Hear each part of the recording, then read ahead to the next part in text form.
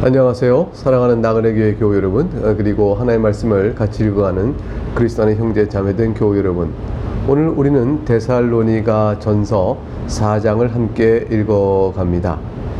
데살로니가 전서 1장부터 3장은 교회에 대한, 데살로니가 교회에 대한 칭찬, 그리고 하나님께 올리는 감사, 그런 내용이죠. 이제부터 읽는 4장부터의 내용은 교인의 신앙생활과 관련한 내용으로 또 종말론에 관한 오해를 바로잡는 그런 교훈으로 구성되어 있습니다.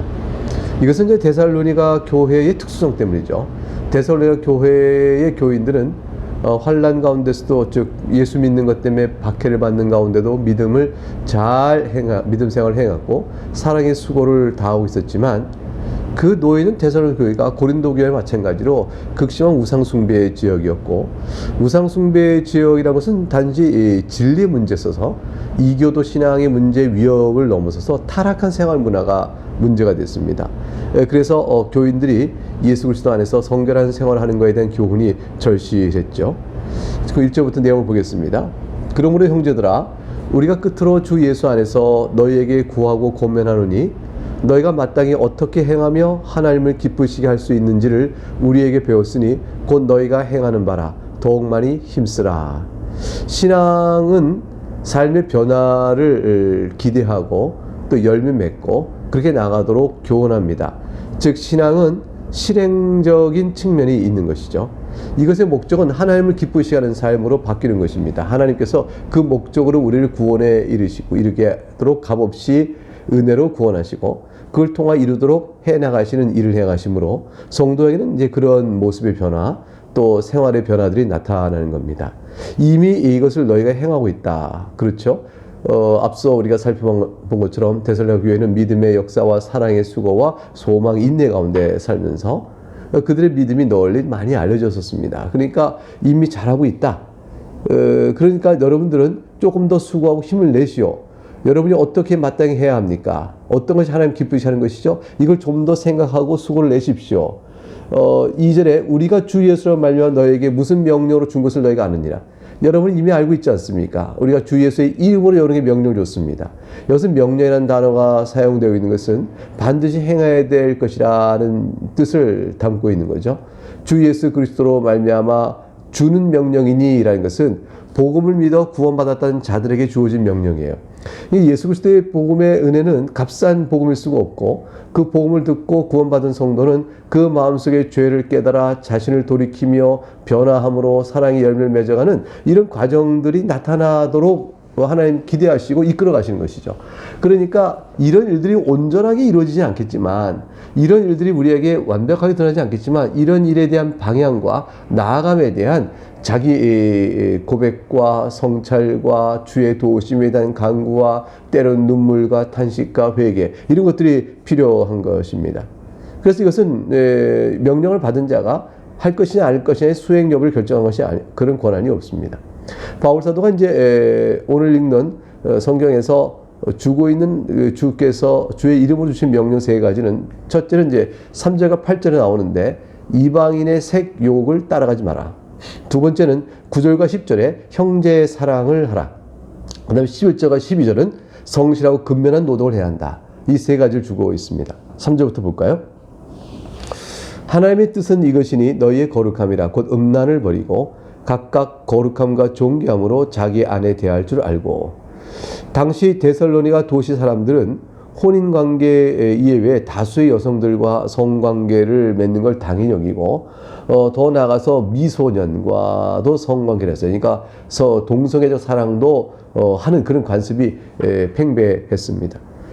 더군다나 또 이제 아프로디테라는 여신을 섬기는 신전의 창기도 있는데, 그 신전의 창기와 관계를 맺는 것도 일상적이었던 거죠.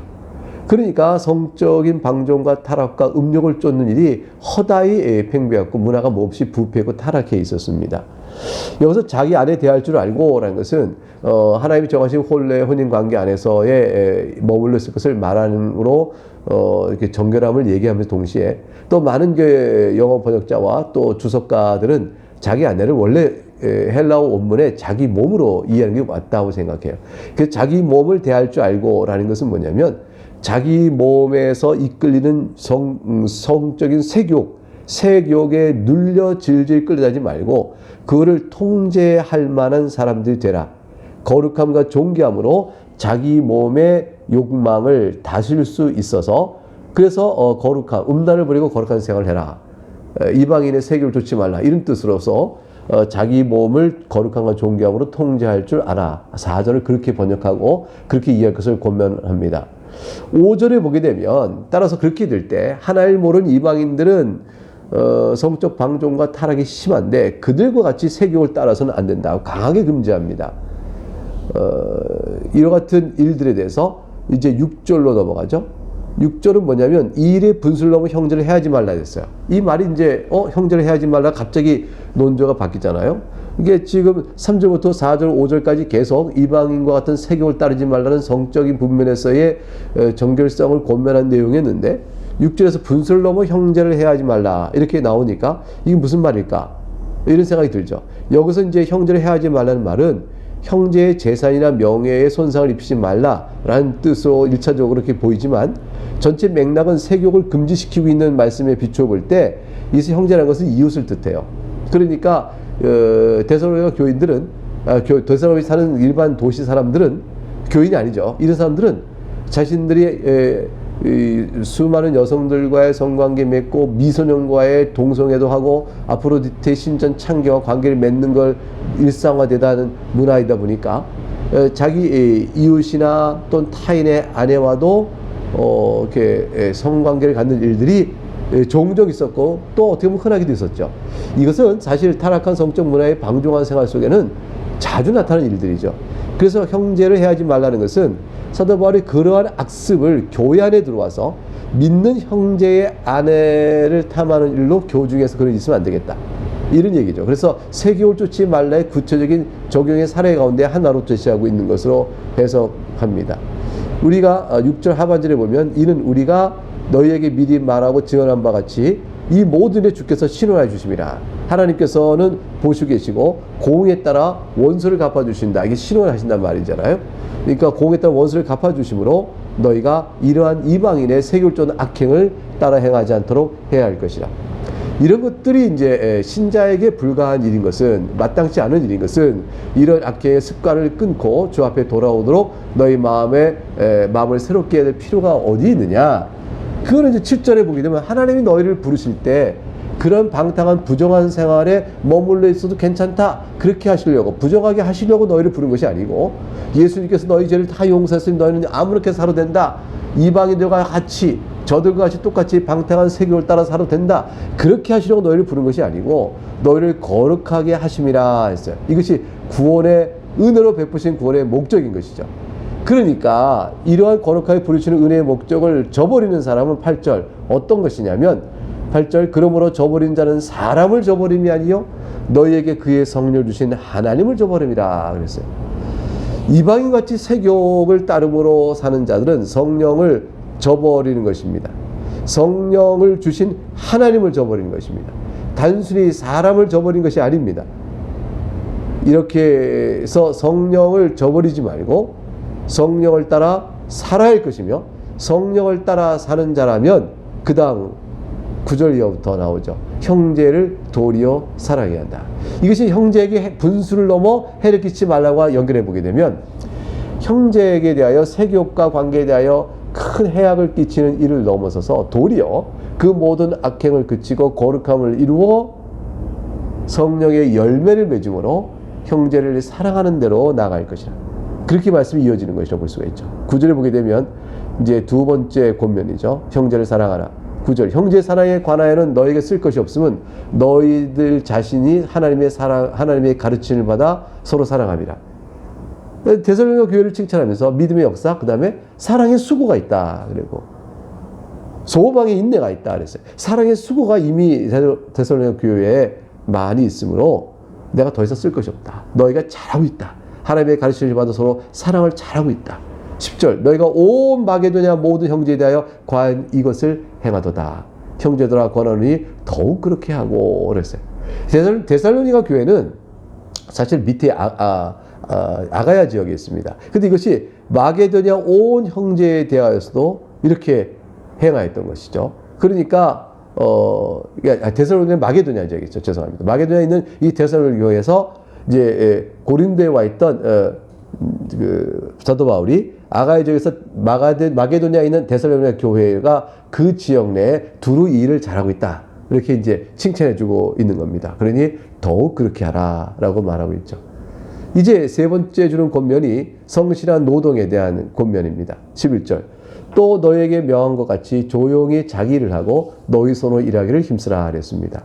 이것은 일반적인 노동의 권면뿐 아니라 주님의 재림이라는 이제 재림 때문에 이 주님의 재림이 곧 임박했는데 굳이 노동하고 살 거 뭐 있나? 곧 오실 주님 만날 거다 하고 생업 자체를 내팽개쳐버리는 그런 현상들도 나타났던 것이죠. 그래서 데살로니가 교회를 향하여 주의 재림과 관한 교훈들을 이제 이어서 주게 되어집니다. 그러므로 그 전에 너희가 조용히 자기를 하고 침착하게 주께서 언제 오실 것인가 바라보되 오늘의 내일의 삶 속에 신실하고 단정하게 자기 일을 해야 될 것이며 자기 손으로 일하기를 힘써서 생업을 도모해야 한다. 12절. 이는 외인에 대하여 단정 행하고 또한 아무 궁핍이 없게 하려 함이니 이렇게 돼 있어요. 그러니까 외인은 꼭 교회 바깥에 있는 이방인들이죠. 교회 밖에 있는 이방인들이 볼 때에 단정히 행하고 있구나 하여 존경을 받는 걸 뜻합니다. 너희들의 생활 속에 단정함이 있어서 그래서 이방인 즉 외인들이 볼 때에 너희가 존경을 받을 만한 사람들이 되어야 할 것이며 또 그리하여 너희들 스스로 다른 이에게 먹을 것을 구하고 그렇게 되는 처지가 되지 않도록 궁핍함이 없도록 스스로 자신의 노동을 통하여 너희 생계를 도모하며 살아야 할 것이라. 그래야 불신자들에게 조롱거리가 되지 않고 없인 여기진 받지 않고 너희가 복음을 전할 기회를 또 받을 수가 있는 것이라는 말씀이 되어지겠죠. 이러한 상황은 데살로니 교회가 주님 재림과 관련된 잘못된 이해 때문에 벌어진 하나의 양태였습니다. 그래서 이제 13절부터 18절까지 주님의 재림에 관한 올바른 교훈과 부활에 관한 위로를 저들에게 사도 바울이 이어서 권면해 나가십니다. 내용을 볼까요? 13절. 형제들아 자는 자들에 관하여는 너희가 알지 못함을 우리가 원하지 아니하노니 이는 소망 없는 다른 이와 같이 슬퍼하지 않게 하려 함이라. 자는 자들이라는 것은 죽은 자를 말하죠. 근데 소망 없는 다른 이와 같이 슬퍼한다. 이게 슬퍼하지 않게 하려니라 하는 것은 예수 안에서 자는 자들, 죽은 자들을 향하여서는 소망이 끊어진 것처럼 슬퍼할 이유가 없다. 왜냐하면 이들이 부활할 것이니까요. 그런데 부활할 것인데 왜 그러면 부활의 신앙을 믿는 사람들이 슬퍼할까요? 근데 이들은 데살로니 교회에 잘못 알고 있는 한 가지가 있었어요.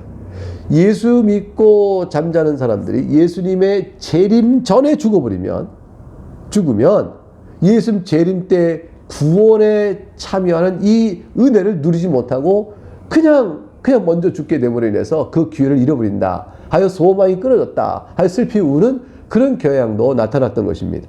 조금만 더 살면 주님 재림을 만나고 그리고 생명 구원의 축복에 참여할 텐데 그렇지 못해 죽었으니 아이고 주님 재림 전에 세상을 떠났으니 이 얼마나 그런가 라고 슬퍼하는 자들이 있었다는 것이죠. 그래서 14절 바르게 교훈합니다. 우리가 예수께서 죽으셨다가 다시 살아나실 믿을진데 그리고 뭐죠? 부활이 있다. 이와 같이 예수 안에서 자는 자들, 예수님 믿고 세상을 떠난 자들도 하나님이 그와 함께 데리고 오시리라 했어요. 우와, 하나님께서 이들도 부활을 하게 될 것이고 하나님께서 데리고 오리라 하셨어요. 자, 순서가 부활과 재림 때 있을 나타날 여러 현상들의 순서가 15절부터 교훈되어집니다. 자, 무슨 말씀일까요? 15절. 우리가 주의 말씀으로 너에게 이것을 말하노니 주께서 강림하실 때까지 그때 살아서 주님의 강림을 보는 사람들이 있다면 우리 가운데 그런 사람이 있다는 말이죠. 우리에게서 살아남아 있는 자도 그게 그런 뜻이에요. 그런 자는 결국 잠자는 자보다 결코 앞서지 못하리라 그랬어요. 부활이 누가 없어요? 먼저 이 세상을 떠난 자들이 먼저 부활합니다. 예수님 강림 때에 살아있던 재림 때에 살아있는 자들은 아직 변화를 겪기 이전에 예수님 믿고 먼저 세상을 떠난 자들이 먼저 부활의 놀라운 능력을 경험하게 되는 거죠. 새 몸을 입고 부활하는 거예요. 그래서 16절 보니까 주께서 호령과 천사장의 소리와 하나님의 나팔 소리로 친히 하늘부터 강림하시니 이게 하늘은 공중의 하늘이야. 하나님의 영광의 자에서 내려오니까 상상을 하기 어려운 것이죠. 빵! 큰 호령과 왕이 영광적인 임할 때는 나팔 소리와 함께 온 지구를 뒤덮으며 강림하십니다. 이 강림하신 모습을 눈으로 보게 되는 거죠. 이 모습을 보게 됩니다. 그리스도 안에서 죽은 자들이 먼저 일어나고 돼 있어요. 그러니까 그러한 재림의 영광의 때에 죽은 자들이 먼저 부활하고 말이죠. 그 후에 17절 우리 살아남아야 한 자들도 주님 재림 때 지상에 살던 자들도 그들과 부활한 그들과 함께 구름 속으로 끌어올려 공중에서 주님을 영접하게 된다 이렇게 되어 있어요. 그러니까 예수님 재림 때에 이 땅에 살던 사람은 아직 육체의 생명이 끝나기 전이니까 호련히 그 몸이 변하여 부활한 자들의 몸과 같이 신령한 몸이 되어져서 공중으로 올라가 주님을 뵙게 되어지겠죠. 그리고 이 땅에 같이 내려오게 되는 은혜, 새하늘과 새 땅에 살게 되는 은혜를 누리게 될 것입니다. 17절 하반절에 그리하여 우리가 항상 주와 함께 있게 되는 은혜의 영광을 누리게 될 것이라 그랬습니다. 휴거입니다. 그래서 주 안에서 먼저 세상을 떠난 이들은 부활의 몸을 입고 주님을 만나게 되어지고 이 세상에 살던 사람들은 호련히 변하여 그 부활의 신령한 몸과 같은 몸이 되어져서 주님을 배웁는 그 구름 속으로 올라가는데 그것은 하나님의 영광이 둘러싸인 모습으로 이 땅에 오시는 주님과 그런 천사들이 있는 대로 쫙 올라가게 더 주님을 공중에서 영접하게 되는 겁니다. 그리고 주께서 만드신 새하늘과 새 땅의 영광스러운 자리에 들어가기를 바라는 것이고 주께서 펼치시는 이제 십자가 대하야 흰보좌 백보좌 앉아서 쭉 양과 염소를 나누어 심판하신 종말의 최후의 심판에 또한 참여하게 되는 것이죠. 이것이 성도에게 주는 위로의 말입니다. 그러므로 데살로니가 교인들이요 주 안에서 먼저 잠자는 자를 때문에 소망 없는 점 슬퍼하지 마시오. 그리고 주님이 오실 그날까지 여러분은 생업을 폐하거나 노동을 게으르지 말고 성실한 노동으로 주께서 오실 그날을 바라보면서 세상 사람들, 교인 바깥의 사람들에게 조롱받지 않도록 여러분 스스로 궁핍하지 않도록 노동을 해야 하는 것입니다. 그 여러분의 관심은 형제를 사랑하는 데 둘 것입니다. 그렇게 됨으로 인해서 여러분의 소망의 마음을 주 안에 두고 살아갈 수 있기를 바란다라는 말씀의 뜻을 준 것입니다. 이 모든 소망을 가진 자들은 이방인들과 같이 세교를 쫓는 생활을 해서는 아니 될 것이라. 이렇게 대선을 주신 권면이 나왔습니다. 여기까지 오늘 4장을 통해서 중요한 교훈을 봤습니다. 오늘날 이 사회도 대선을 교회와는 다르지만은 그러나 세교를 따라 살아가는 이방인의 생활 관습들이 여기 도처에서 만연된 세상입니다. 이곳에서 그리스도인으로 살아가는 정결함이 그 거룩함이 또 하나님을 기쁘시하는 삶이 우리 가운데 나타날 수 있기를 주의 이름으로 축복합니다. 여기까지 마치겠습니다. 내일 다시 뵙겠습니다. 감사합니다.